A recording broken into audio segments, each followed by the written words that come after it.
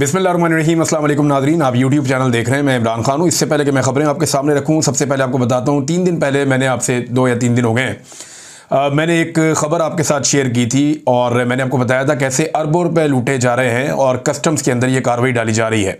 कैसे one window से वहाँ से डाटा फीड किया जाता है और गाड़ियाँ जो हैं वो इल्लीगल तरीके से, जो नॉन कस्टम गाड़ियाँ हैं, बड़ी कीमती लग्जरी गाड़ियाँ जिनके ऊपर 2 करोड़ से लेके 3 करोड़ 4 करोड़ 5 करोड़ तक भी बाज़ गाड़ियों के ऊपर ये कस्टम्स बनता है, ड्यूटी बनती है। और ये खामोशी के साथ ऑक्शन में उनके नंबर फीड कर दिए जाते हैं, उनका डाटा फीड कर दिया जाता है। हालांकि वो गाड़ियाँ कभी भी ऑक्शन नहीं होती और खामोशी से एक रसीद जारी करवाई जाती है, उस रसीद के ऊपर नंबर लगवा लिए जाते हैं। और इस तरह सैकड़ों गाड़ियाँ पाकिस्तान के अंदर ये बड़े बड़े लोग लेकर फिर रहे हैं। कोई खुद लेकर फिर रहा है, किसी ने पैसा कमा लिया है, तो ये अरबों रुपए का चूना पाकिस्तान की सरकार को लग गया है। और ये पाकिस्तान के खजाने को एक्चुअली चूना लगा है, पाकिस्तान के आम आदमी को ये चूना लगाया गया है। लूटने के तो एक से एक नए तरीके ये लोग ढूंढते हैं। बहरहाल ये जब तहकीकाती खबर मैंने शेयर की, उसके बाद अब क्या हुआ वो मैं आपको बता देता हूं। इसकी जो है वो इशू की इंसिडेंट रिपोर्ट पहले तैयार हो चुकी है और कल ये इसकी इंक्वायरी रिपोर्ट एक सामने आई है।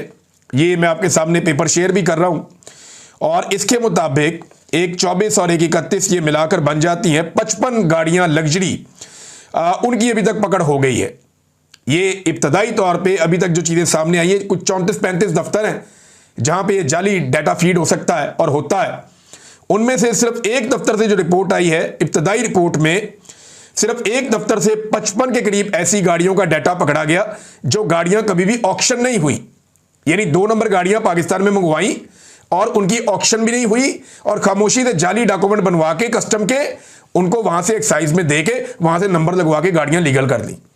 तो अब तक 55 गाड़ियों का डाटा पकड़ा गया है और फौरी तौर पे जो ऑक्शन के मामला की जो फीडिंग है वो बंद कर दी गई है कि अब गाड़ियों के नंबर फीड ना किए जाए। अच्छी बात यह है कि सिस्टम को रोक दिया गया, इंक्वायरी खुल गई है। ये अरबों रुपए की करप्शन है जो अभी तक पकड़ी गई है।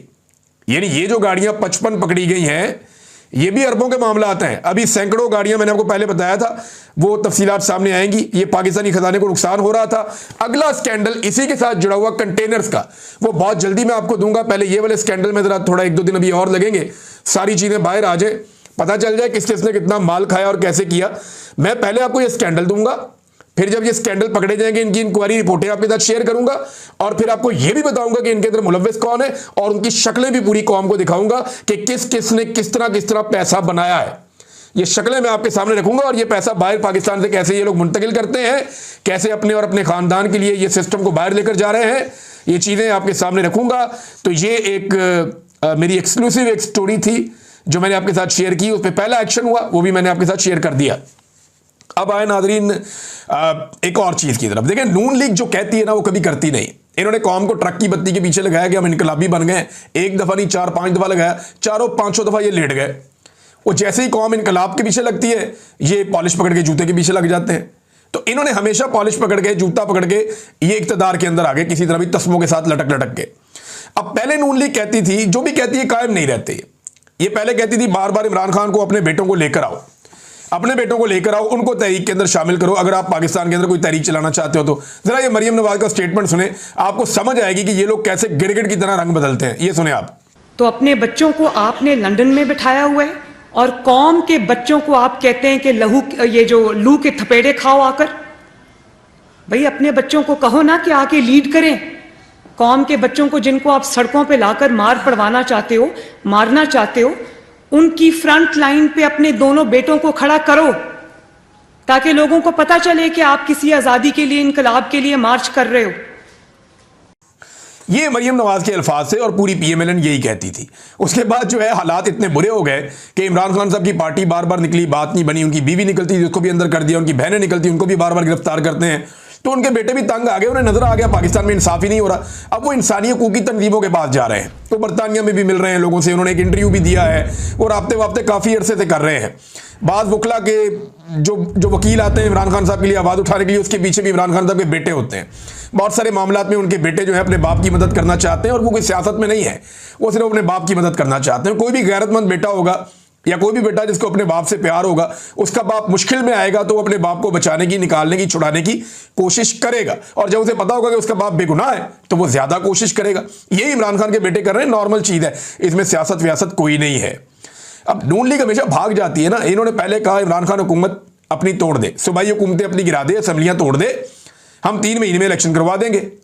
लेकिन फिर क्या हुआ, इमरान खान साहब ने जब असेंबलियां तोड़ दी तो पूरा साल इन्होंने इलेक्शन ही नहीं करवाया।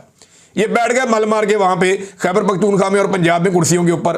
यहां मोहसिन नकवी को बैठा दिया, उधर अपना बंदा बैठा दिया और लंबा चला दिया दोनों सूबाई हुकूमतों को। तो 1 साल इन्होंने, 1 साल से ज्यादा टाइम इन्होंने गुजार दिया। तो ये अपनी हर बात से मुकर जाते हैं। अब ये कहते थे इनकलाब अपने घर से शुरू होता है, और अब कह रहे हैं जनाब कि इमरान खान के बेटे क्यों आ रहे हैं, उन्हें हम गिरफ्तार कर लेंगे। वैसे मुझे एक चीज़ की तस्हीह एक दोस्त ने की है और मैंने इसको रिसर्च भी किया, बल्कि अब वो बड़ा मज़ा आता है रिसर्च करने में। एक और बड़ी आसानी हो गई है कि आप ग्रॉक से पूछे और वो फैक्ट्स आपको कम से कम बता देता है। तो जिनके पास नाइकॉप होता है ना, गैर मुल्की यानी जो पाकिस्तान से बाहर पाकिस्तानी रहते हैं, अगर उनके पास पाकिस्तानी पासपोर्ट नहीं है तो ब्रिटिश या अमेरिकन पासपोर्ट पे वो पाकिस्तान आना चाहते हैं तो उन्हें वीज़ा चाहिए होगा। लेकिन अगर उनके पास नाइकॉप है तो फिर उन्हें वीज़ा नहीं चाहिए। और मुबैना तौर पे इमरान खान साहब के बेटों के पास नाइकॉप है। अब देखते ही हैं कि ये हुकूमत इमरान खान के बेटों को पाकिस्तान आने देती है, नहीं आने देती, क्या करती है।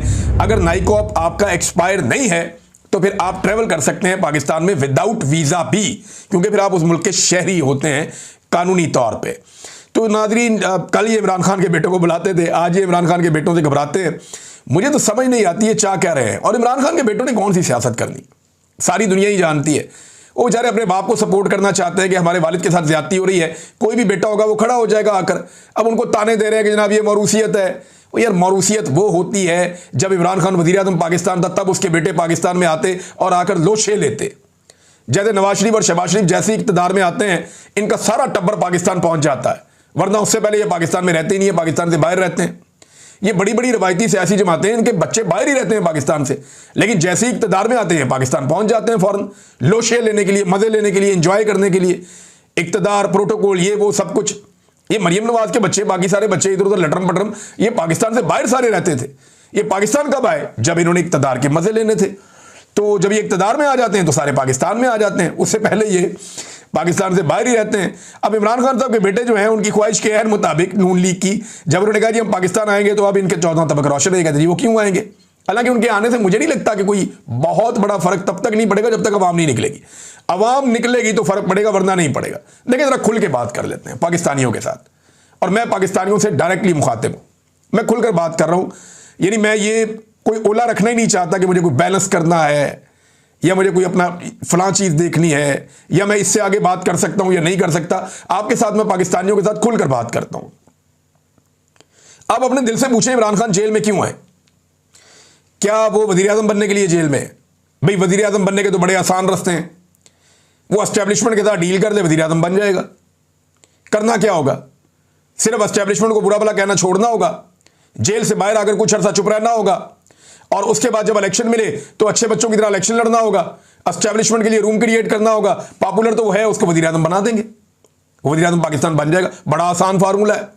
वो रास्ता मरियम नवाज ने कहा था ना मुझे अच्छे से आता है। लेकिन इमरान खान उस रास्ते पे जा क्यों नहीं रहा। अगर वो आज भी वजीर आजम बनना चाहता है तो एस्टेब्लिशमेंट की राहदारी से बड़ा जबरदस्त रास्ता होकर गुजरता है, लेकिन उसके लिए उसको एस्टेब्लिशमेंट को क्लीन चिट देनी पड़ेगी, जो वो नहीं दे रहा। उसे फौजी एस्टेब्लिशमेंट की चाकरी करनी पड़ेगी, जो वो नहीं कर रहा। उसे कौम की आज़ादी वाली सोच भूलनी पड़ेगी और अगले इलेक्शन में वो वापस आ जाएगा। लेकिन वो ये नहीं कर रहा, वो ये रास्ता नहीं चुन रहा।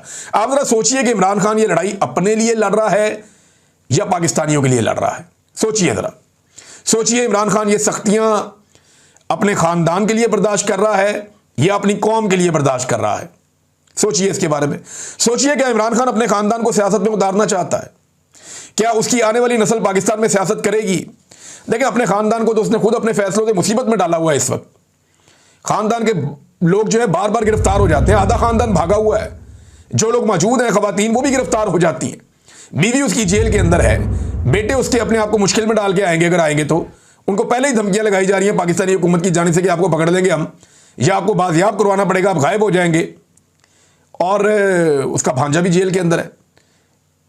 यानी पूरा खानदान या तो तितर बितर है, भागा हुआ है, या बेचारे मुश्किलात काट रहे हैं, सब छुपते फिर रहे हैं या वो जेलों के अंदर है। तो इमरान खान ने अपने खानदान को तो खुद ही मुसीबत के अंदर डाला हुआ है, तकलीफ में डाला हुआ है। आप किसी भी पहलू से सोच लें, इमरान खान ने अपना सारा कुछ दांव पे लगाया हुआ है, हत्ता कि उसने अपनी जिंदगी को भी दांव पे लगाया हुआ है। क्या इससे इमरान खान को कुछ मिल सकता है? नहीं। इमरान खान ने अपनी कौम के लिए किया। इमरान खान एस्टेब्लिशमेंट से लड़ाई हारना नहीं चाहता, किसी कीमत पर नहीं हारना चाहता। इमरान खान ने अपने हालिया बयान में एक बात कही थी, जरा गौर करें इमरान खान ने क्या कहा। इमरान खान ने कहा कि मुझे अल्लाह रब्बुल इज्जत के बाद अपनी कौम पर भरोसा है कि वो मेरे लिए आएंगे, वो मेरे लिए निकलेंगे। ये इमरान खान को पाकिस्तानियों के ऊपर भरोसा है। इमरान खान को लगता है कि पाकिस्तानी इमरान खान के लिए जरूर आएंगे। हम सारे पता क्या करते हैं, हम एक दूसरे की शक्ल देखते रहते हैं। हमें यह लगता है कि मैं घर में बैठ जाऊंगा और मेरे लिए कोई और इनकलाब लेकर आ जाएगा। अगर इमरान खान भी यही सोच लेता ना कि पाकिस्तान को कोई और ठीक कर लेगा, और तो ये कौम इतनी बाशऊर ना होती आज। इमरान खान ने यह फैसला किया कि नहीं, मैं अपना रोल प्ले करके जाऊंगा। इमरान खान अपनी कौम से वफा निभा रहा है, साफ साफ बात यह है। क्या इमरान खान की कौम उससे वफा निभा रही है? यह सवाल लोगों को अपने आप से पूछना चाहिए। क्या आज़ादी की कीमत अदा करने के लिए इमरान खान तो तैयार है, वो तो कीमत अदा कर रहा है। वो कह रहा है जी मुझे आज़ादी चाहिए, रिहाई नहीं चाहिए, मैं कैद को तरजीह दूंगा गुलामी पर, यह इमरान खान कह रहा है। तो क्या आज़ादी की कीमत अदा करने के लिए बाकी पाकिस्तानी भी तैयार है? यानी मुझे अगर दौराने जबरी गुमशुदगी जब मुझे उन्होंने गायब किया हुआ था ISI ने, मुझे कोई आंख से भी इशारा कर देता था ना कि बाहर लोग खड़े हैं या बाहर लोग हक के लिए आवाज़ उठा रहे हैं, बाहर लोग मजामत कर रहे हैं, यानी एक दो दफ़ा मुझे इस तरह की छोटे मोटे हिंट मिले, तो मुझे अंदर उस कैद के अंदर इतना हौसला और इतनी ताकत मिलती थी। और वो हमारा अल्लाह रब्बुल इज़्ज़त है ना, अल्लाह ही रब्बुल इज़्ज़त है हमारा, जो हमें सब्र भी देता है और इस्तकामत भी देता है और हौसला भी देता है। तो अल्लाह बड़ा मेहरबान है। तो मैं आपको ये कहना चाहता हूँ, साफ साफ बात, आपको कोई प्लेट में रख के आपकी आज़ादी, आपकी खुद मुख्तारी या आपकी इज्जत नहीं देगा। अपने मैंडेट की इज्जत करवानी है तो आपको खुद करवानी पड़ेगी। अपने फैसलों को इस मुल्क के ऊपर नाफिज करना है तो आपको खुद करना पड़ेगा। आपने अगर इदारे ठीक करने हैं, मुल्क को ठीक करना है, सही डगर पे पहुंचाना है, तो ये लोग नहीं पहुंचाएंगे, आपको खुद करना पड़ेगा। बगैर तकलीफ लिए आपको कुछ मिलने वाला नहीं है। हाँ, जितने कम लोग निकलेंगे उतनी ज्यादा तकलीफ होगी, जितने ज्यादा लोग निकलेंगे उतनी कम तकलीफ होगी। अगर सारा पाकिस्तान बाहर आ जाता है तो ये एस्टेब्लिशमेंट, ये हुकूमत, ये फॉर्म 47 की जाली हुकूमत, इनकी टकेगी औकात नहीं है। ये कुछ नहीं बेचते। सिर्फ पाकिस्तानी अगर ये फैसला कर ले कि उन्होंने अब हकीकी आज़ादी लेनी है, यानी पाकिस्तानी अगर ये फैसला कर लें कि आज के बाद उन्होंने पाकिस्तान के अंदर रूल ऑफ लॉ कायम करना है, आज़ादी इज़हार राय कायम करनी है, और पाकिस्तान के अंदर जो है वो इंसानी हकूक़ की पामालियाँ बंद करवानी है, मैंडेट का एहतराम करवाना है, पाकिस्तान में कानून सबके लिए बराबर होगा। अगर ये सारी चीज़ें आज पाकिस्तान की अवाम सोच लें तो पाकिस्तान की अवाम ये हासिल कर सकते हैं। डिफाइनिंग मूवमेंट होते हैं ना, आपको आज मौका मिल रहा है, ये मौका आपको रोज नहीं मिलेगा। कौमों की जिंदगियों में मौके मिलते ही नहीं होते। कई लोग पैदा होते हैं, मर जाते हैं, उन्हें लड़ने का मौका ही नहीं मिलता। और आप खुशकिस्मत है, आपको मौका मिल रहा है कि आप अपने हक के लिए खड़े हो सकते हैं। बेशुमार लोग इस दुनिया में आए जिन्हें पूरी जिंदगी अपने हक के लिए खड़े होने का मौका ही नहीं मिला, वो जैसे आए वैसे ही चले गए। लेकिन इस वक्त जो हम लोग मौजूद हैं, हमें अपने हक के लिए लड़ने का मौका मिल रहा है। इस मौका को आप जाया भी कर सकते हैं और लड़ के एक तारीख बना सकते हैं और अपने ऊपर फख्र कर सकते हैं। आपकी आने वाली नस्लें भी आप पे फख्र कर सकती हैं। बहरहाल मैं ये खुली खुली बातें करना चाह रहा था, मेरे दिल में थी, मैंने कर दी। अगले 48 से 72 घंटों में तहरीक-ए-इंसाफ कुछ बड़े फैसले कर लेगी। उनमें से कुछ फैसले पब्लिक किए जाएंगे और कुछ फैसले पब्लिक नहीं किए जाएंगे। ये बात आप ध्यान में रखिएगा, क्योंकि तहरीक-ए-इंसाफ अब सारी चीज़ें सामने नहीं लाना चाहती। कुछ चीज़ें वो सामने लेकर आएंगे और कुछ चीज़ें जो हैं वो ऐन मौका पर सामने आ जाएंगी। एस्टेब्लिशमेंट के अंदर भी खलबली मची हुई है। वो बार बार पता करना चाहते हैं, लोगों से रब्ता करते हैं कि आपको पता है कि क्या होने जा रहा है, अब ये क्या करेंगे, स्ट्रेटजी क्या होगी, किस हिकमत अमली चलेंगे, कौन कौन से इलाके बंद करेंगे, कौन से ग्रिड हैं जो बंद कर देंगे, या कौन सी जगह है जिसको बंद कर देंगे, कहाँ कहाँ पे सप्लाई रोक देंगे। ये सारी चीज़ें जो हैं वो जानना चाहते हैं और इसके लिए बंदोबस्त भी करना चाहते हैं। अभी आपने देखा कि कबायली इलाकों के अंदर बड़े पैमाने पर जो है वो नकलो हरकत हुई है और कर्फ्यू लगा के वहाँ पे फोर्सेस को पहुँचाया गया है। तो बहुत सारी चीज़ें डेवलपमेंट हो रही है, दोनों तरफ से डेवलपमेंट हो रही है। पाकिस्तान तहरीक-ए-इंसाफ अब अगस्त के शुरू में एक बड़ी तहरीक खड़ी करने का इरादा रखती है। इमरान खान साहब ने ऑर्डर दे दिया है। देखना यह है कि लीडरशिप इसको किस अंदाज में आगे बढ़ाती है। अभी तक ग्राउंड पे एक्टिविटी उस तरह नजर नहीं आ रही। रावलपिंडी में कुछ लोग निकले और बड़े जोशो खरोश के साथ निकले, लाहौर में निकले, मुख्तलिफ जगहों पे आलिया हमजा, सरम जावेद, ये और कुछ खवातीन हैं जो जेलें काट कर आई हैं, कुछ दीगर लोग हैं, वो अपने तौर पे जोर लगाते रहते हैं। लेकिन जो मोमेंटम एक बनना चाहिए वो भी बनता हुआ दिखाई नहीं दे रहा। लेकिन जब मोमेंटम बनता है ना तो ये 4 दिन में बन जाता है, ये 4 दिन में 6 दिन में मोमेंटम बन जाता है जब बनना होता है, और ये बन सकता है। अगस्त के बाद इस हुकूमत के लिए मुश्किलात बढ़ सकती हैं और ये हुकूमत चाहेगी कि कम से कम ये वाली सर्दियां वो किसी तरह गुजार लें, उसके बाद फिर वो देखेंगे कि गर्मियों के बाद क्या करना है। लेकिन ये वाली सर्दियां हुकूमत के लिए बड़ी मुश्किलात लेकर आएंगी। नाज़रीन, इस साल भी पाकिस्तान में मायूसी इतनी ज़्यादा है कि पहले 5 महीने में, जनवरी से लेकर मई तक, जनवरी, फरवरी, मार्च, अप्रैल, मई, इन 5 महीनों में 3.25 लाख से ज़्यादा पाकिस्तानी पाकिस्तान छोड़ के चले गए। ये हुकूमत इस बात पे खुश है कि ओवरसीज पाकिस्तानी बाहर से पैसे भेज रहे हैं। और भाई बंदे ही इतने बाहर जा रहे हैं, जो बंदा बाहर जाएगा वो पैसे कमा के वापस भेजेगा ना। जो कर्जा वो लेके बेचारा गया है वो उसने उतारना भी तो है। जो देखें ना, कोई 20 लाख से ज्यादा पाकिस्तानी पाकिस्तान से बाहर चले गए। अब जो गए उन्होंने पैसा कमा के पाकिस्तान भेजना है, क्योंकि जो पाकिस्तान से बाहर गया वो कर्जा उठा के गया, ज्यादातर गरीब लोग होते हैं बेचारे। अब उन्होंने पैसा वापस भेजना है, भेज के उन्होंने अपना कर्जा उतारना है। और हुकूमत जो है वो आदादो शुमार को अपने फायदे के लिए इस्तेमाल करती है। ये ब्रेन ड्रेन हो रहा है। आर्मी चीफ ने कहा था ये ब्रेन गेन है, लेकिन पाकिस्तान की जो एक रिपोर्ट है, इकोनॉमिक रिपोर्ट, उसके मुताबिक ये ब्रेन ड्रेन है। डॉक्टर्स मुल्क से जा रहे हैं, इंजीनियर्स मुल्क से जा रहे हैं, सरमायाकार मुल्क से जा रहे हैं, जो टेक्नोलॉजी को जानने वाले लोग हैं वो मुल्क से जा रहे हैं, IT एक्सपर्ट्स मुल्क छोड़ छोड़ कर जा रहे हैं। तो मुल्क से बड़े पैमाने पर नौजवान बाहर जा रहे हैं। 2,85,000 नौजवान तकरीबन 5 माह में मुल्क छोड़कर चले गए। यानी 1 महीने में लगभग कोई 60,000 नौजवान मुल्क छोड़कर चले जाते हैं। और ये ब्रेन ड्रेन लगातार होता जा रहा है। पाकिस्तान में बेरोजगारी की शिद्दत में भी लगातार इजाफा हो रहा है और यही वजह है कि हम आगे बढ़ने की बजाय पीछे की तरफ जा रहे हैं। आसिफ अली जरदारी के बारे में खबर आई थी, एजाज सैयद साहब ने दी थी, बड़े ज़बरदस्त जर्नलिस्ट हैं, बड़ी अच्छी खबरें उनके क्रेडिट पे हैं। उन्होंने कहा था जरदारी साहब को हटा दिया जाएगा और कोई बहुत ताकतवर शख्सियत। पाकिस्तान में वैसी हर तरफ खबरें चल रही हैं जनाब शायद आर्मी चीफ को बना देंगे कल को सदर, लेकिन वो तस्दीक कोई नहीं है, लोग चेमगोइयाँ चलती रहती हैं। लेकिन ये कहा गया कि आसिफ अली जरदारी को हटाने की खबर पे जो है वो उन्होंने खबर दी थी, लेकिन हर तरफ से तरदीद आ रही है। जरदारी साहब की पार्टी भी कह रही है जी जरदारी साहब मैदान छोड़ने वाले बंदे नहीं है, PMLN भी यही कह रही है, बाकी जमातें भी यही कह रही हैं। देखिए ये खबर हो सकता है अपने अंजाम की तरफ ना जाए पूरी तरह, मगर कोई ना कोई खिचड़ी तो ऐसी ज़रूर पकी है। एजाज सैयद ने ऐसी खबर नहीं दी, ना वो ऐसी खबर देते हैं। ये खिचड़ी पकी ज़रूर है, पकाने की कोशिश ज़रूर की गई होगी, लेकिन ये पकनी है या नहीं पकनी इसके बारे में भी कुछ नहीं कहा जा सकता। लेकिन जैसे पाकिस्तान में चीज़ें होती हैं ना, पाकिस्तान में किसी भी डेवलपमेंट को आप नज़रअंदाज नहीं कर सकते, किसी भी चीज़ को कि ये शायद कभी नहीं होना, तो ये आप नज़रअंदाज नहीं कर सकते। नादरीन, अब बदकिस्मती से ये नौजवान पाकिस्तान के वज़ीर ख़ारजा भी रहे हैं। माजी में इनकी इंटर्नशिप करवाई गई थी वज़ीर ख़ारजा के तौर पे, और इनको ये एस्टेब्लिशमेंट देख रही है कि हमने इस बंदे को बहुत जल्दी है जनाब वज़ीर आज़म पाकिस्तान भी बनाना है। जरदारी साहब भी कह रहे हैं कि अपनी ज़िंदगी में वो बिलावल को वज़ीर आज़म बनता हुआ देखना चाहते हैं। एस्टेब्लिशमेंट की चॉइस कोई भी हो सकती है। एस्टेब्लिशमेंट ने तो वो काकड़ साहब को पकड़ के जो है वो बना दिया था वज़ीर आज़म पाकिस्तान, अंदाज़ा करें आप। और जो काकड़ साहब थे उनके काम आप चेक करें। ये ऑडिटर जनरल ऑफ पाकिस्तान की रिपोर्ट है। ये रिपोर्ट क्या कह रही है ज़रा ये देखें। वो ये कह रहे हैं कि 300 अरब की गंदम इंपोर्ट करने का फैसला, अब ये $1 अरब से ज़्यादा की है, 300 अरब रुपए की गंदम इंपोर्ट करने का फैसला बदनीयती पर मबनी था। और ये ऑडिटर जनरल की रिपोर्ट है। इससे लोकल किसान को, पाकिस्तान के अंदर जो किसान है उन्हें और कौमी खजाने को नुकसान पहुंचा है, प्राइवेट इंपोर्टर्स को फायदा पहुंचाया गया है। अब बताएं कौन पूछेगा इनसे कि आपने पाकिस्तान का 300 अरब रुपए का नुकसान कर दिया? कौन पूछेगा इनसे? कौन इनसे जवाब लेगा? ये तो एस्टेब्लिशमेंट के चहीते हैं, ये तो स्याह करे सफेद करे, इन्हें पूछ ही कोई नहीं सकता।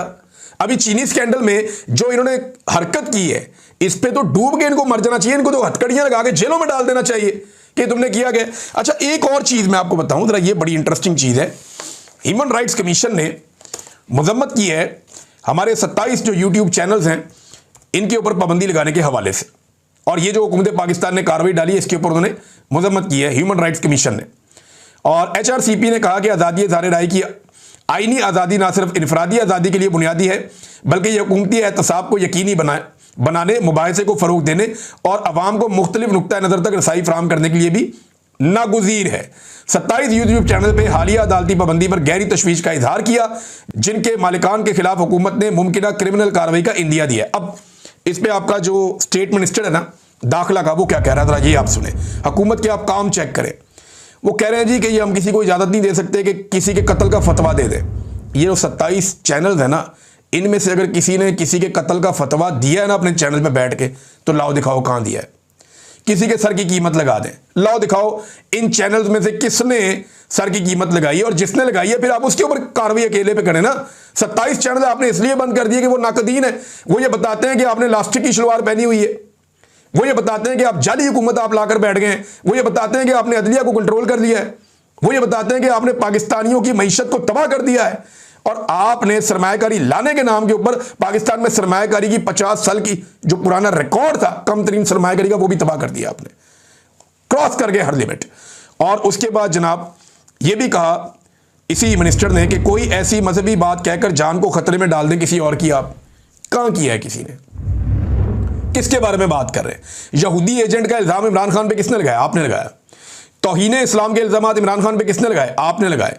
गद्दारियों और बगावतों के मुकदमे किसने बनाए? आप लोगों ने बनाए। बंदे कत्ल चौकों के अंदर आपने करवा दिए, और आप जो यूट्यूब चैनल पे बैठ के बात करने वाली इख्तलाफी आवाजें हैं उन्हें कुचल रहे हैं झूठे इल्जाम पे। अगर आपके इल्जाम सच्चे होते ना, वजीर मुमलिकत बड़ाए दाखिला साहब, अगर आपके इल्जाम सच्चे होते ना, तो आप कम से कम इन सहाफ़ियों को मौका देते हमें कि हम अदालत में आकर सामने खड़े हों और अपने इल्ज़ामात का दिफा करें। हम बताएं कि हमारे खिलाफ झूठे इल्ज़ामात लगाए गए हैं। ये जो खुफिया कार्रवाई आपने डाली है ना अंदर खाते, ये आपके दिल में चोर था। आपने फ्रॉड किया है पाकिस्तानी कौम के साथ, पाकिस्तानी मीडिया के साथ, लेकिन आपको पकड़ेंगे इंशाल्लाह। अब तक के लिए इतना ही। अपना ख्याल रखिएगा, अपने चैनल का भी। अल्लाह हाफ़िज़।